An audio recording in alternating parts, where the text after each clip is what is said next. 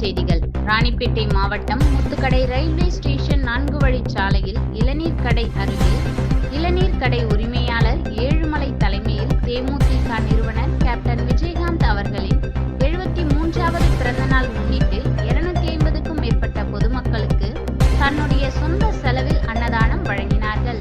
இந்நிகழ்ச்சியில் பாஸ்கர் போக்குவரத்து துறை நடத்துனர் கோபி, ஆட்டோ ஓட்டுநர் மோகன் காந்தி, சமையல் மாஸ்டர் பாஸ்கர் மற்றும் பலர் உடனிருந்தனர். கேப்டனுடைய பிறந்த நாளுக்கு என்னுடைய சொந்த செலவில் நான் ஒரு 250 பேருக்கு அன்னதானம் வாங்கியிருக்கேன். இதனால் பொதுமக்கள் நிறைய பேர் சாப்பிட்டு நல்லா இருக்குன்னு நன்றியை தெரிவித்தாங்க.